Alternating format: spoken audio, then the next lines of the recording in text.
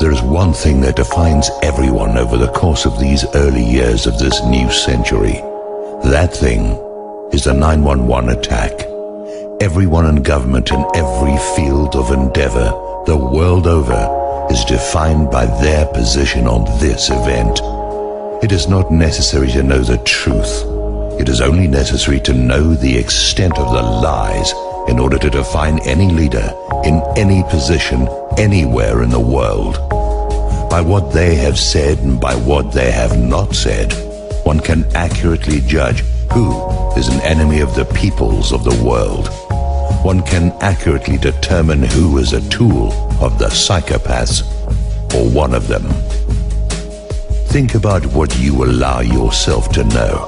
Think about what you pass by, ignore, deny, and defend that defines you. It defines the degree of your personal courage, your relationship to the truth, your values, your principles, and what you will pass on to your children and everyone you meet. It tells you, in that place where your conscience must once have lived, whether you are a hypocrite and a fool, or whether something greater still lives within you. 19 men passed through airport security. 11 of them are stopped and questioned, but then allowed to board. Several large passenger planes wind up hijacked and flown at high speed into enormous buildings. None of these men had shown previous capacity to accomplish this feat. These men were armed with box cutters. No jet fighters were scrambled to intercept these planes, although the authorities in charge of such actions knew immediately what was happening. Airport traffic controllers were ordered to destroy all recorded evidence of the event. Some of them physically broke the CDs and scattered the pieces into different trash containers at the airports. Within hours, 3 of the biggest buildings in the city, buildings designed to absorb the impact of the very planes which hit them, all crumbled into their own footprints at the speed of free fall. It was said that the fire, which burned below the melting point of steel, caused this to happen. No fire in history had previously accomplished such a thing, not once. Previous fires had burned hotter and longer, yet no building fell. Now, 3 have fallen in one day. Months later, the wreckage burned white hot beneath the surface, and clear cuts and support beams were photographed. A passport from one of the hijackers appears on a city street, undamaged. Cars are discovered at airports with flight training videos and Qurans. Apparently the men, who were deeply religious enough to give their lives to attack these buildings, thought nothing of leaving their sacred texts behind. Some weeks later, 7 of the alleged hijackers are found to be alive in their native countries.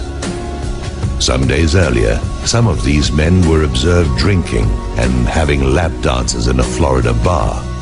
This sort of behavior is not normal for such men as these. Around the same time, the ringleader of these men and some associates were observed by the FBI boarding a gambling boat belonging to Jack Abramoff. These men were tracked to Las Vegas and watched by the FBI, yet they passed through the airport security checkpoints. Even though 11 of them were stopped and questioned, they still boarded. On the day of the event, several men were observed videotaping the attack as it happened. They were seen to be dancing and celebrating as well. The police stopped and arrested them. They were found to be Mossad agents. Sometime later, they were quietly released and returned to their home country with no reasons given. The men videotaping and celebrating had to have known about the attack in advance in order to have been in a position to film it. Members of the bin Laden family, the man accused of masterminding the attack, were immediately flown out of the country. Bin Laden denied any connection to this attack.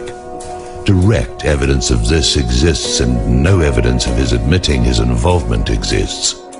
All of this is fabrication and hearsay. No one can present such information other than one fabricated video that was proven false by the world's leading forensic experts in Switzerland. Many insist it is true, but no one has such evidence. Go look. Show it to me. As a result of this event, major wars have been launched. Over 1 million people have died, with nearly another 5 million displaced. An investigation was launched into the event against the wishes of the president and vice president and rubber-stamped with pre-dawn conclusions, even though the evidence did not support these conclusions. The wreckage was gathered together and shipped overseas. No one was allowed to investigate it. In every event in New York City, in a Pennsylvania field, at the Pentagon, all of the evidence is contradictory. The amount of evidence on every level that directly refutes what we have been told fills thousands of pages. Meanwhile, the administration and the Congress belligerently oppose any inquiry into the matter. People in government who have questioned the official story have been fired from their jobs or driven from office by the very party they are a member of. University professors are fired for discussing it. Major websites composed of experts in their fields are ignored and even censured. Casual investigation of who benefited and who engineered actions of global impact based on official 911 findings all lead to the same parties. It is incontrovertibly true that one organization, PNAC, called for an attack on American soil in order to facilitate what followed. Members of this organization held key positions in and around the present administration. Therefore, here is what you must know, given that the official story is patently absurd. Anyone who promotes the official story, who accepts the official story, who oppresses those who doubt the official story, who does not question the official story, is involved or too stupid to pat their head and chew gum at the same time. Any presidential candidate who does not dispute the official story is a traitor to their nation and a tool of those who accomplished this attack. It all comes down to 911. Everything that has happened based on a lie. Everyone in government, in the media, in entertainment, in organized religion, in the public eye, and in the public who accepts and promotes the official story is either a traitor or a tool. Everyone who does not stand forth and speak truth to power is a coward, a liar, and complicit in mass murder. Everyone, everywhere, can be measured according to this litmus test.